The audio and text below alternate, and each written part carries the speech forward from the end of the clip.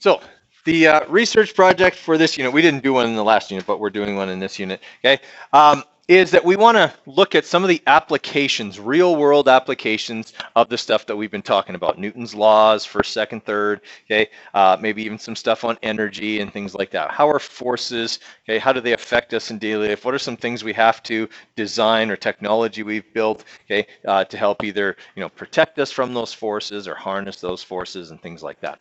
Okay, so in this project, it says you and your partner, but you're actually doing this on your own, okay, are to examine how the science of dynamics is used to our personal and societal benefit in the real world. To do this, you have to demonstrate an understanding of motions and motion of objects and systems in terms of Newton laws. So that basically means in your project, you need to talk about Newton's laws, which ones in particular affect what you're talking about, okay, and the forces we've talked about in class within the context of one of these three topics.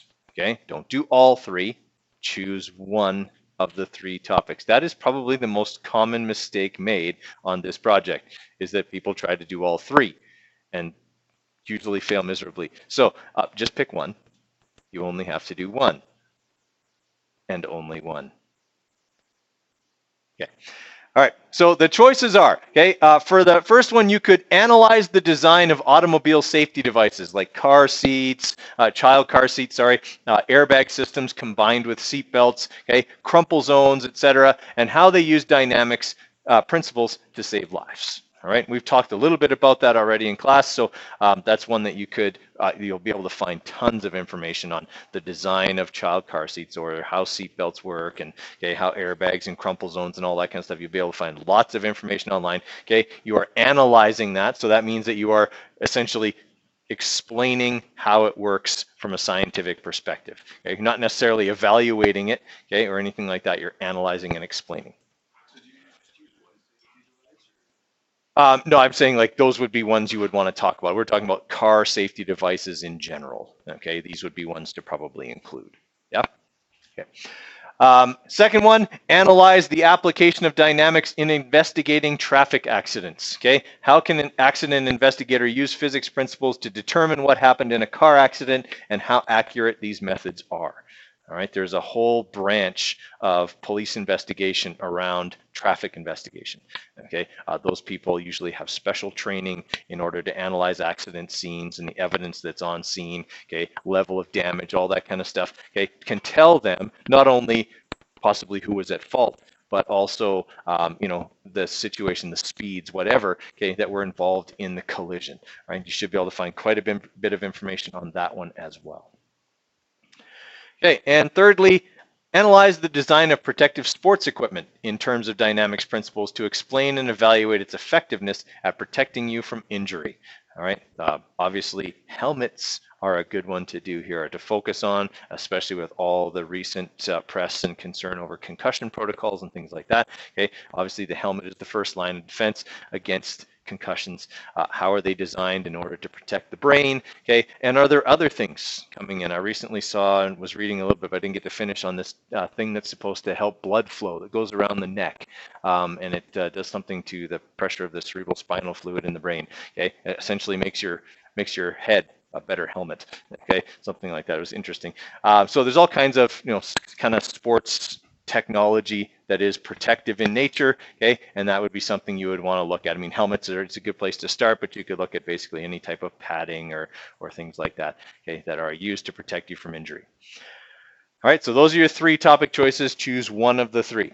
Okay, so the outline is going to go like this. In each topic, you have to analyze how dynamics is used to develop the technology in your topic. Okay, you'll need to show data used in the analysis and back up any analysis you make with it. Okay, you should also show some of the math involved. Okay, so if we were to do this, it affects this part of the acceleration equation, which reduces the acceleration in Newton's second law. Blah blah. Like kind of have that kind of intuitive reasoning there. Okay, I don't mean you actually do a bunch of math. I mean talk about the formulas that might be involved in the science of it. Okay, and then so that'd be about half of it. Okay, about half of your report is going to be about the technology and the physics of it, and the other half is about the societal effects of it. What are the societal benefits of car safety devices or better sports equipment or being able to accurately investigate a traffic accident. Okay, what are the societal effects there? So things to explore would be, how has dynamics made our quality of life better or improved the general conditions for people within our society? Are those improvements important or are they frivolous? Okay, are there any economic benefits, positive or negative? Things to think about here would be like healthcare, since that would be involved in basically all three. Anytime someone is injured, they go to the hospital. Okay, who pays for hospitals? Okay, the government pays for hospitals. Who pays the government for hospitals? Us, yeah, taxes. Okay, and we pay a lot of tax in Canada, right? But at the same time, if you get hurt and you go to the hospital, you won't be financially ruined. Okay, a stay in the hospital is expensive. Okay, it's really, really expensive. In Alberta, healthcare costs $1 billion a day. In Alberta, okay, you think about how many hospitals there are in this province. Okay, just hospitals, not like clinics and labs and things like that, just hospitals, and how much staff is in all of those hospitals. Many of those are professional staff who are highly paid, doctors, nurses, okay, lab techs, things like that. Okay, all of that money comes from your taxes. Okay, if that service is being used more often, it costs more money. And the only way to get that money is to apparently borrow it from no one and never have to, sorry, I mean, from taxes. Okay. I don't know, that's the financial logic of governments lately. Borrow until you're blue in the face. But, okay. Sometimes they got to pay the bill. So anyway, that's something to think about there. Okay. Also, to do with the traffic accident, something to consider might be insurance costs. Okay. You guys pay really high insurance as young drivers because, well, you're most likely to cause accidents, apparently, statistically speaking. Okay. Yeah, but statistically speaking, it's true. Your insurance will go down as you get older, provided you don't get tickets or get in accidents. Your insurance goes down. Okay. Your insurance also goes down if you get married. Okay. Your insurance goes down again if you have kids. It's weird. Okay. All these things that supposedly make you a safer driver. Yeah, it's odd. I'm not saying you should have kids to lower your insurance, though. That's not a good reason. Okay. All right, so that's another thing to look at. Listening, guys. Okay, that could be one of the economic benefits, right? To you, Joe Blow Canadian. Okay, if my insurance goes up, that affects me. Okay, if there's more accidents or more people get hurt, my insurance goes up. Things like that. Okay, one of the big places, guys, that's easy to get marks, but also easy to lose it, is in citing your references, right? You're going to be taking research from people's websites and whatever. You need to cite them as a source of information, okay? It's usually at the end of the report. Just have a page that says references cited or bibliography, and that is where you will put your references, okay? So for a website, okay, you're going to do it this way. Okay, so if you are taking it from a website, it'll look like this. The author's name. Oh man, wait. Okay, the author's name, and that'll be hard to find in a lot of cases. Okay, for some reason, people don't like putting their name on their stuff. They just want to vent online and not put their name on it. So make sure you're going to credible places. Research papers will have people's names on it. So make sure you look hard for those. If you have a bunch of references and they all say author unknown, I won't be impressed. Okay, make sure you find some stuff where you can get the author's name easily. I would caution you against the use of Wikipedia. Okay, Wikipedia is an online encyclopedia that anyone can edit. And their fact checkers are kind of a long way behind. So be mindful that sometimes there is erroneous information on Wikipedia. Okay, you are better off to go to a government website or something like that where you can find valid information.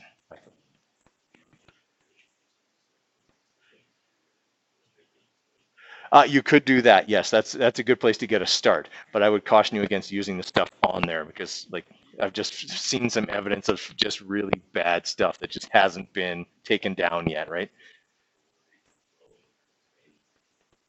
Yeah, like stuff like that, right? Or one person that was doing a toxin project for me in Science 10, and they found that in Wikipedia it actually said that Adolf Hitler died of a crystal meth overdose. It's like he shot himself. Like, I mean, yeah, it's just like I. Yeah.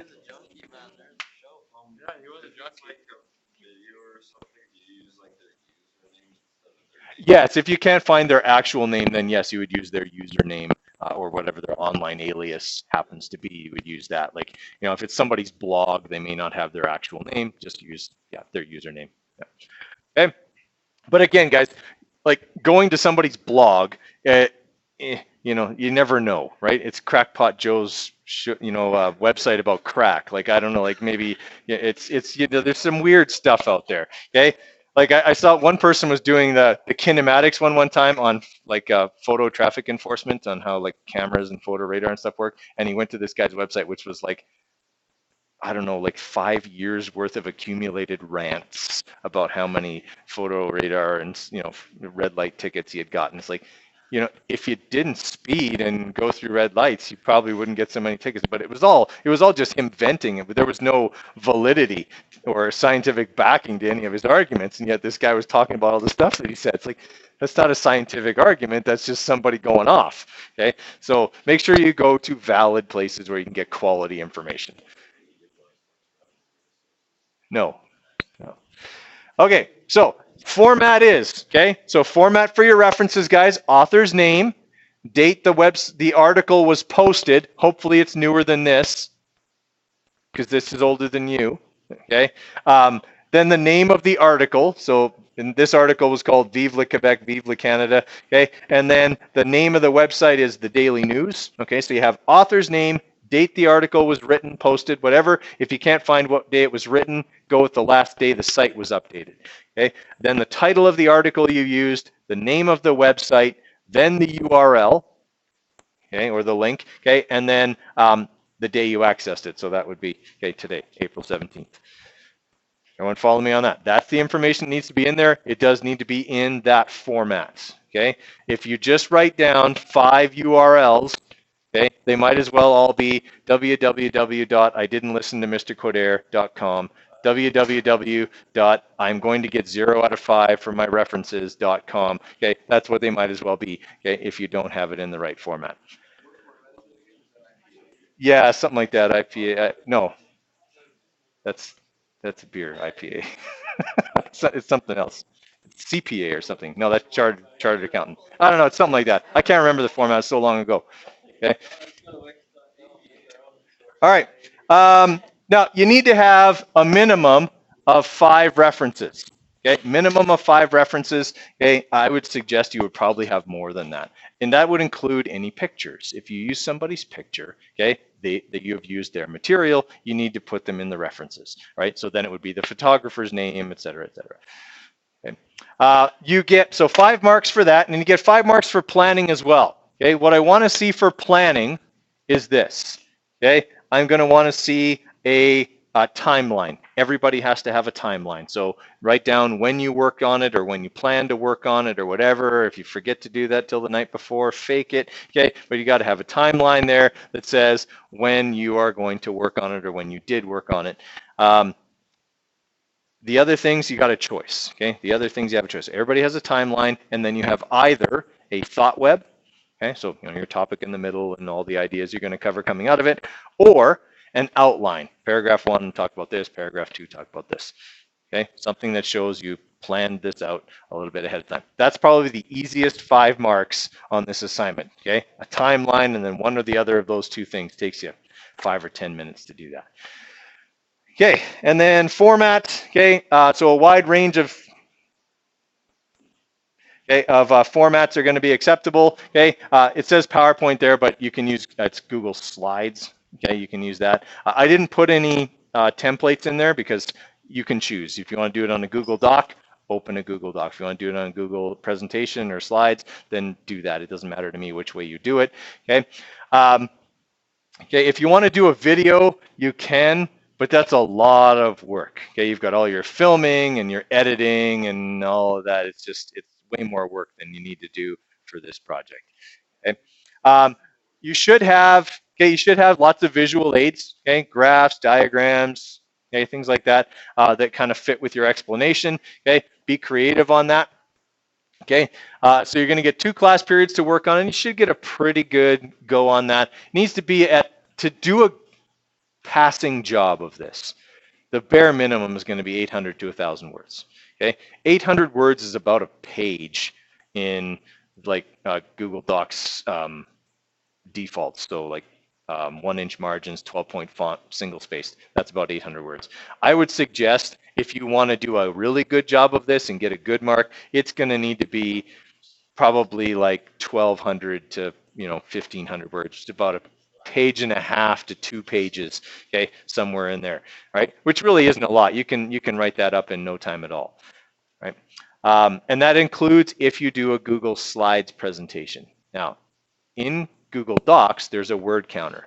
There isn't in Google Slides.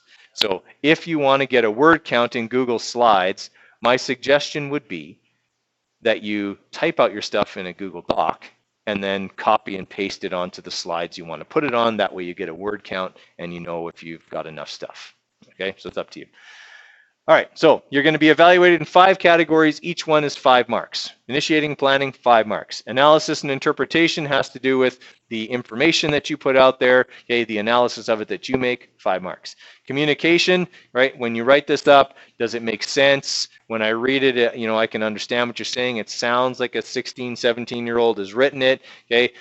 It's not one long sentence, okay? Had that happen, like a 1,200-word sentence. There was a capital at the beginning and a period at the very end, and no other punctuation anywhere. Okay, it was really weird. But yeah, okay, make sure that when I read it, it makes sense. If it's full of spelling mistakes, and that's really awful. When I'm going through your report and half the words are underlined in red, that just screams I'm really lazy. Okay. I didn't bother to run the spell checker over this. You laugh, I see it all the time, okay? So run the spell checker, the grammar checker, all that kind of stuff. It kind of leaves a bad impression if I'm looking at that, okay? Research and investigation, so that's your references cited. That should be like your last page, okay? Put all your references on there. And then overall, just kind of the general impression that it makes, okay? Did you pick good diagrams and pictures? Did you use them well in your explanation, stuff like that? That's kind of your overall impression kind of stuff. Okay, Michael.